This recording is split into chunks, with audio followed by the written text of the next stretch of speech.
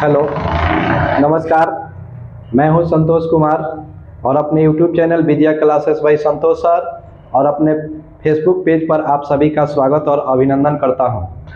आइए आज हम आप लोगों के लिए एक बहुत ही इम्पोर्टेंट सूत्र लेकर के आए हैं और उस सूत्र का नाम होगा निर्देशांक ज्यामिति का सूत्र। 10 क्लास के जो गणित है ना, उसमें एक चैप्टर है जिस चैप्टर का नाम है निर्देशांक ज्यामिति। आप लोग देखे होंगे 7 चैप्टर में लिखा है डायरेक्ट निर्देशांक ज्यामिति, और उस 7 चैप्टर के निर्देशांक ज्यामिति के जो फॉर्मूला होता है ना, उस फॉर्मूले से डायरेक्ट आपके परीक्षा में 2-3 प्रश्न पूछ दिया जाता है। तो हमने सोचा कि अपने बच्चों के लिए एक ऐसा वीडियो बनाएं जिससे उनको ऑब्जेक्टिव में कोई दिक्कत ना हो और इसके अलावा सब्जेक्टिव बनाने में भी उनको कोई दिक्कत ना हो। इसलिए मैंने एक छोटा सा वीडियो और उस सूत्र का वीडियो लेकर के आया हूं, और आप इस सूत्र को ठीक से देख लीजिए, याद कर लीजिए, ताकि आने वाले परीक्षा में आपको कोई दिक्कत ना हो। डायरेक्ट सूत्र भी पूछे तो आप सूत्र सही आंसर लगाएं, और लॉन्ग प्रश्न में भी यानी 2 नंबर यानी सब्जेक्टिव में भी अगर आपसे पूछा जाए तो आप फार्मूला की सहायता से उसको आराम से बना सकें। तो आइए हम देखते हैं इस फार्मूला को। सबसे पहले है, आप यहाँ देख सकते हैं कि क्लास 10th मैथ एनसीईआरटी का है, अध्याय 7 है और इस चैप्टर का अध्याय का नाम है निर्देशांक ज्यामिति। तो आइए देखते हैं। सबसे पहले है कि एक्स अक्ष को क्या कहा जाता है। तो आप याद रखिएगा, एक्स अक्ष को कहा जाता है भुज। क्या कहते हैं हम लोग? भुज। तो एक्स अक्ष को कहा जाता है भुज। और उसी तरह से वाई अक्ष को क्या कहा जाता है?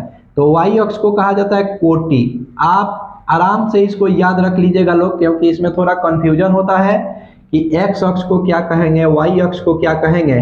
तो एक्स अक्ष वाला को भुज और वाई अक्ष वाला को कोटि कहते हैं। एकदम पूरा याद कर लीजिएगा। एक्स अक्ष वाला को कहते हैं भुज और वाई अक्ष वाला को कहते हैं कोटि। ठीक है। अब देखिए 3 नंबर क्वेश्चन है कि एक्स अक्ष का निर्देशांक क्या होता है। तो एक्स अक्ष का निर्देशांक होता है x, 0। आप आराम से याद कर लीजिएगा, एक्स अक्ष का निर्देशांक होता है x, 0। 4 नंबर है कि y अक्ष का निर्देशांक क्या होता है। y अक्ष, तो y अक्ष का निर्देशांक याद रखिएगा 0, y। तो फिर से आइए x अक्ष, तो x अक्ष का निर्देशांक x, 0 और y अक्ष का निर्देशांक 0, y। इसी तरह से 5 नंबर मूल बिंदु का निर्देशांक। तो मूल बिंदु का निर्देशांक याद रखिएगा 0, 0। मूल बिंदु का निर्देशांक 0, 0 होता है, याद रखिएगा। 6 नंबर पे आइए, दूरी सूत्र पूछ रहा है आपसे कि दूरी सूत्र क्या होता है, दूरी का सूत्र। तो दूरी सूत्र याद रखिएगा √x2 - x1 के whole square plus y2 - y1 के होल स्क्वायर। फिर से देख लीजिए, दूरी सूत्र रूट है, इसके बाद x2 - x1 के whole square plus y2 - y1 के होल स्क्वायर। उसी तरह से 7 नंबर में है विभाजन सूत्र पूछा है। तो विभाजन सूत्र में एक x के लिए होता है और एक y के लिए होता है। तो देखिए विभाजन सूत्र में x के लिए क्या होता है। तो x के लिए होता है m1x2 प्लस m2x1 बटा m1 प्लस m2। फिर से विभाजन सूत्र x के लिए m1x2 प्लस m2x1 और बटा m1 प्लस m2। उसी तरह से y के लिए m1y2 प्लस m2y1 बटा m1 प्लस m2। नीचे दोनों का समान है, m1 प्लस m2, यहाँ भी m1 प्लस m2, यहाँ भी देख सकते हैं m1 m1 m2 m2। अंतर है यहाँ x2 यहाँ x1, यहाँ y2 यहाँ y1, बस इतना ही का अंतर है।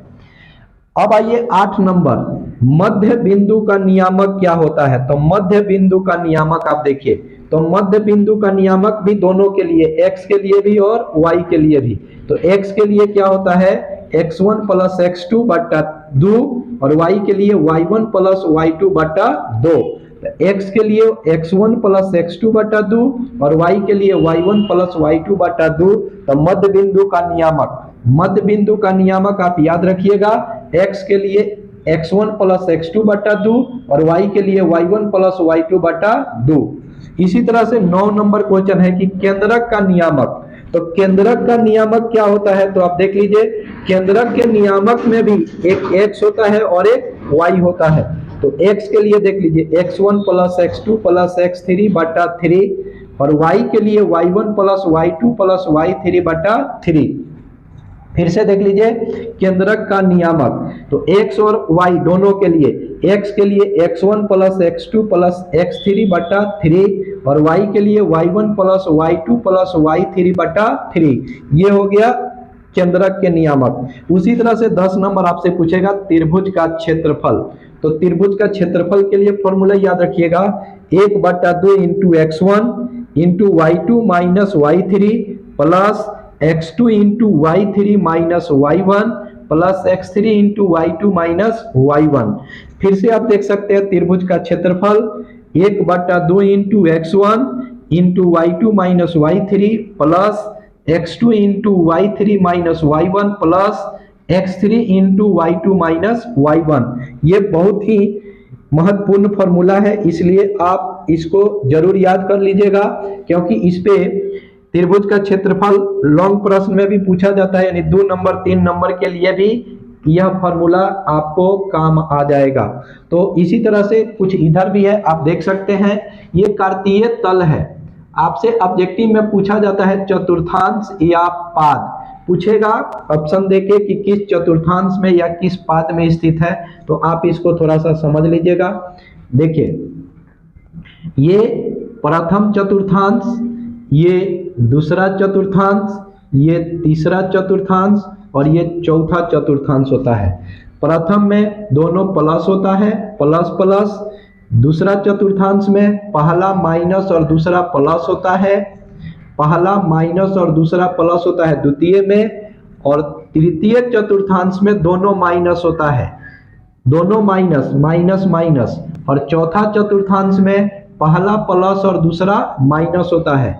फिर से एक बार आप समझ सकते हैं, ये प्रथम चतुर्थांश, ये दूसरा चतुर्थांश, ये तीसरा और ये चौथा। प्रथम चतुर्थांश के लिए यही बात यहाँ भी लिखे है हमने, देख लीजिएगा। प्रथम चतुर्थांश या पाद के लिए प्लस प्लस, दूसरा चतुर्थांश या दूसरा पाद के लिए माइनस और प्लस।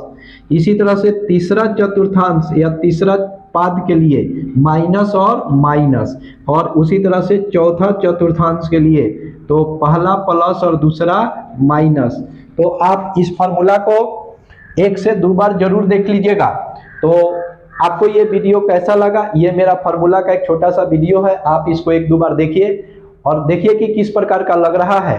अगर आपको अच्छा लगे तो आप कमेंट सेक्शन में जाके कमेंट कीजिए और अपने दोस्तों के पास शेयर कर दीजिए, ताकि उनका भी पढ़ाई या फॉर्मूला याद करने का जो समय है वो याद कर ले अपना, क्योंकि यहाँ से 2-3 मार्क्स का या 2-3 नंबर का ऑब्जेक्टिव आपके परीक्षा में आता है। धन्यवाद।